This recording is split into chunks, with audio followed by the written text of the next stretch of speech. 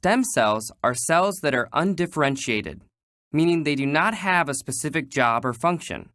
While skin cells protect your body, muscle cells contract, and nerve cells send signals, stem cells do not have any specific structures or functions. Stem cells do have the potential to become all other kinds of cells in your body. Your body uses stem cells to replace worn-out cells when they die. For example, you completely replace the lining of your intestines every 4 days. Stem cells beneath the lining of your intestines replace these cells as they wear out. Stem cell researchers are working hard to find ways in which to use stem cells to create new tissue to replace the parts of organs that are damaged by injury or disease. Using stem cells to replace damaged bodily tissue is called regenerative medicine. Kanina po, nagpa-check up ako sa ospital, ang sabi sa akin, inborn yung sakit mo. Hindi siya yung normal na nakuha lang sa pagkain. Tinignan ako ni doktor, sabi, sige, ano ka namin, angiogram. Yung sinilip na, sinulat niya. Sabi niya, ito ang puso mo. Yung ugat mo, lumiliit na parang gasinudid. Hindi siya makukuha kahit anong gamot. Kasi dahil nga, inborn to. Eh sabi ko, kuha ko sa dasal. Sabi ko, kanya pa-opera ko na siyempre, ang laki ng pera na kailangan. Ang ginawa ko, dasal na lang. Pero unti-unti, pinupulikan na ako pag madaling araw. Yung dating tinatakbo ko yung MRT, 2 hakbang lang, inihingan na ako. Gagawin ko, tatabi ako. Hindi, number 1, dasal. Ang iba talaga yung kailangan pananampalataya natin kay God. Yung importante. Ano talaga ng stem cell sa atin? Talaga, the best ng stem cell. Kaya, alam niyo po, may testimony pa po, yung sa kuya ko po, kasama ko sa miss ko. Tinakbos po sa Osman Hospital. Bubutasan daw po. Sabi ko, magdala ka ng stem cell. Dalawa lang dala na. Dalawa. Sabi ko, ano ba ang gagawin siya? Bubutasan daw ako kasi nagbarado na raw yung ng kuya ko. Puro usok. Gabi, pinuntahan namin. Nagdala kami. I-take mo to. Dinilagay namin sa ilalim ng nila. Yung isa, bukas ng umaga, pagising mo. Alam niyo po ba kinabukasan? Miracle po, hindi na po binutasan ng kuya ko. Pinalabas na. Alam niyo po, 4 years na ngayon, napalaboratory yung ipag ko, ibabalik na lang, walang problema. Dahil sa crystal cell. Siyempre, dasal. Yan nanti po, 95 years old na po. Gumagamit din po ng crystal cell. Wow. Ang sakit ng biyanan niya, brain cancer. Sa totoo lang po. Ngayon po, okay na po. Actually, dahil kay Doc June, talagang binabasa ni Doc June yung minomonitor ni Doc June.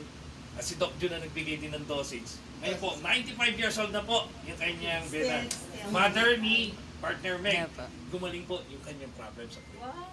Tinira ko po ito sa loob ng 1 linggo, malaki pong pagbabago. Sabi nga po nung asawa ko, pagpatuloy ko yung global ko. Sabi ko, Nine, pag pinagpatuloy ko yung pag-global ko, 1, 2 linggo, maaaring i-dialysis na ako. Sabi sa akin, bakit? Ramdam ko, natutuyo yung mga laman loob ko. At ako'y natatakot ng uminom ng tubig dahil ako'y sinisikmura, nasakit ang tiyan ko. Parang ibig kong masuwa. Dati po ay pag hindi pa po kayo nag-detect ng crystal cell tsaka snow pill, gumagapang po ba kayo sa sakit? Totoo po yun. Ako po'y gapang sa sakit. Talaga pong ako'y... Nung dumating po ito sa akin, sa totoo lang, masama na po ang lagay ko. Bago po ako nakapag-global. Kaya lang po ako nakapag-global ay hinikayat na ako ng mga kapatid ko. Nira-radiation po kayo? Oo, radiation po ako. Kaya po ako napapunta ng tayo po ang payo sa akin ng mga ko. Pinagbigyan ko po sila. Ngayon talagang hindi ko po kaya at ako'y mamamatay. Sabi ko nga doon sa asawa ko, kung pang-iinayangan mo yung pera kaysa sa akin, ay walang mangyayari, mawawala ako. Ngayon, nung ako po may mag-check na rin, talaga po ako'y gapang, hindi po ako makalabas sa aking kwarto ko nang hindi gagapang. Awa po ngayon ng Diyos, ako po'y nakakatayo na, kaya po. Nakakatayo na po ako, awa ng Diyos. Sa pamamagitan po na rin, at saka na rin pong spray na rin. Sabi kong gayon. Ay, at ang totoo po noon, ay, ang usapan po namin na rin ay 3 buwan. Ngayon, awa po ng Diyos, magdadalawang buwan lang, Eh, ito na po ako, nakakaupo na po ako. Dati po talaga hindi ako makaupong ganito. Ngayon, awa ng Diyos, nakakaupo po ako. Sa pamamagitan po na rin gamot na rin. Yung sugat ko po na dating kasing laki ng malaki pa yata po sa cauliflower. Nasasawa na nga po akong tingnan doon sa salmin at palagay ko, lalagay na talaga ako eh. Bro mo, malaki pa po sa cauliflower yung sugat kong yun. Nung mag-take po ako nito, ang sugat ko po gagadali rin na. Malaki po ang pinagbago dahil yung nga po sabi ko sa inyo, ang sugat ko po eh, kita ko sa salmin, sinisilip ko. Halos kasing laki na ng cauliflower eh. So ngayon po maliit na. Awa po ng Diyos, nung ako mag-take nito, isang daliri na po ang sugat. Amen. Ako po si Estrella Manzuela, taga Lopez, Quezon po, Philippines. Ako po ay dumaranas ng karamdaman, hypertension, sakit po sa puso, allergy. At may pagkakataon kong hirap na hirap ako. Talagang papasok na naman po ako sa ospital. Ngayon ay may nagpakilala po sa akin. Ilang beses po kayo ng ospital na yun? Ano po, sa kalahating buwan, baka po mga 3 beses po yung ospital. Opo. Ngayon po, may nagpakilala po sa akin itong produkto na ito, Crystal Cell. Isang inom ko lang po dahil talaga hindi ko na kaya, gusto ko nang magpa-ospital uli, ay hindi na po natuloy magpa-ospital. At kulang pa rin 1 taon, hindi na po ako magpa-ospital. Hanggang ngayon? Kaya, hanggang ngayon. Kaya nagpapasalamat po ako sa nag-introduce nito sa akin. Opo. Sila Pupoy Alano po, Opo. si Emer Alano, at nakilala ko nga po si Dr. Natalia at si Father Dom. At malaking bagay po sa akin po. Kalusugan ko po ay salamat po sa Phytoscience Philippines. At saka po sa Crystal Cell. At saka sa Panginoon Diyos. Ay, yes po. Yun po ang kaunahan sa Diyos po. Si Brother Jerry Villas ng Lighthouse Bible Baptist Church Marikina. Na-diagnose po ako disseminated TB in the spine, colon at pulmo. Bago po ako na-diagnose, nakaramdam po ako ng severe sciatic pain.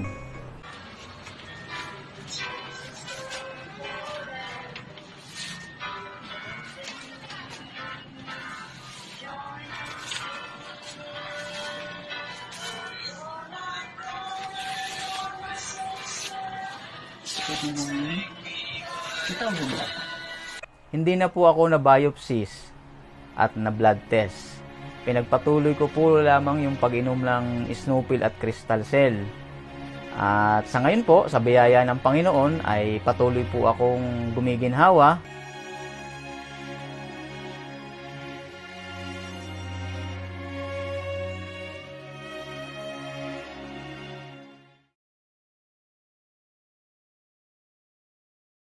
Noong January 9, nakumpine ako at nahirapan akong umihi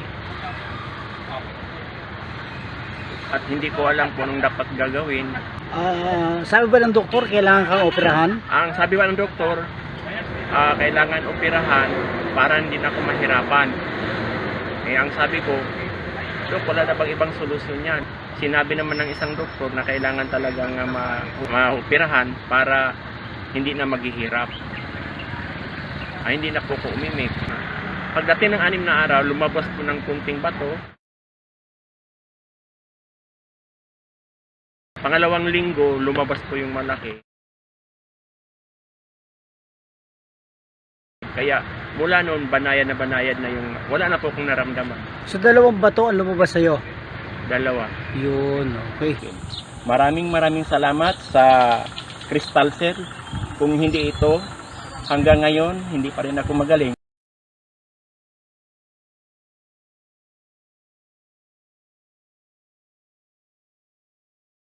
Ako po si Kiana Eldua. Ako po ay may sakit na lupus. Nagkikimo po ako buwan-buwan for 6 months na hindi ko na po tinuloy kasi po napapagod na po ako sa mga tusok-tusok ng karayom. Ayun po, nakakapagod din po uminom ng synthetic na gamot na malaki po yung epekto sa katawan ko. Kaya nagdesisyon po yung mga magulang ko na stem cell na nagbabakasakaling na sana gumaling po siya. Ngayon ba, ang nararamdaman mo na nagkikimo ka ay pareho sa nagkikristal cell ka?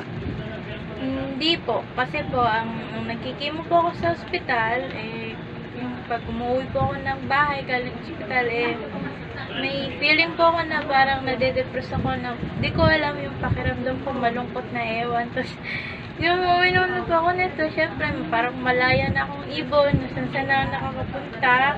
Tapos parang wala nang nakatali sa akin na karayo. Ang aking husband kasi is an OFW. So, nagkaroon po siya ng scar sa tissue ng lungs niya. And then, after that, sabi ng doktor sa lung center, wala na daw siyang gamot para doon. Pero, na-encounter ko po mismo sa sarili ko ang stem cell. Kaya na-share ko to sa husband ko.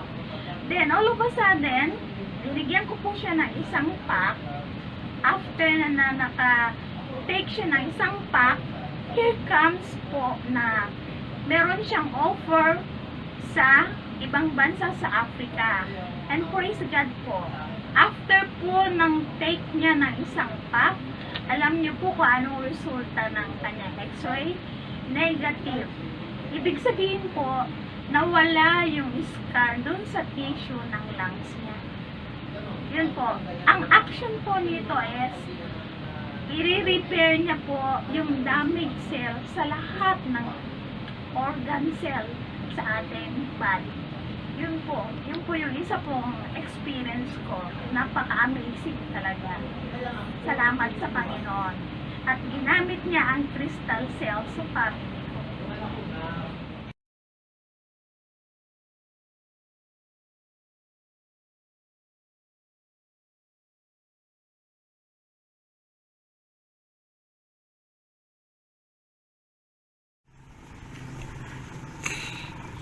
Ito po si nanay, naglalakad na, layo na nang narating. Salamat sa Diyos at malakas na po siya. Nakakapaglakad na po siya na mag-isa. Salamat po sa Diyos, una sa Diyos. Pangalawa po kay Doc Masagka. Doc, maraming salamat po. Nakakatawa na si nanay. Sabi ko, nakakatawa na kayo. Magpapasalamat ako sa una sa Panginoon, pangalawa kay Doc Jun Masagka, yung nagbigay ng gamot sa inyo. This is one of the biggest results we've had with phytoscience. You see, this man on the screen, I think he's connected to the seminar right now. This man has lived his life in Germany. This was his picture before he fell sick. You know, I just want to attract everybody's attention to know that all of us, we are potential. There's some people who are connected to this forum right now, but what we are saying is very, very important. So he was as healthy as every other person. This is his picture before he fell sick. And he fell sick, he had a cancer. He had a serious cancer. And this cancer put him down completely. I'm going to show you the next picture. That is his picture. He had a serious cancer and he's been doing chemotherapy for 7 years before he met phytoscience. 7 years, he has been doing chemo for 7 years until the doctors said that they couldn't do anything about his illness any longer. They could not do anything about his illness any longer, cancer of the pancreas. They couldn't do anything about the illness any longer. So he had to come back home. He's a Cameroonian. He was very sick. You can see some of his pictures when he came back. He had to come back to die. He came back to spend his last days with his family. And that is how he discovered phytoscience. And because the doctors have said there was nothing they could do, no chemo, no radio, he just had a few months to die. But then he still hung to phytoscience. We put him on the therapy, put him on the products, and behold, 6 months of therapy. He's right here in Cameroon right now. This is when he came to Cameroon. This is him today. right now. He is well. He went back to Germany 2 months ago. He went back to Germany to do a control, and his own doctor was shocked to see him because he knew that he was a dead man. He was shocked, and he received him, and he did the control and said there was nothing wrong with him. He was well, no tablet, nothing was given to him, and the doctor was shocked. So this is one of the recent results we had. This is his picture today. He has regained his health. He's whole again, he's fine, and he comes to every of our seminars to talk to people about this deadly disease called cancer that almost took his life. But thanks to phytoscience, he is alive today.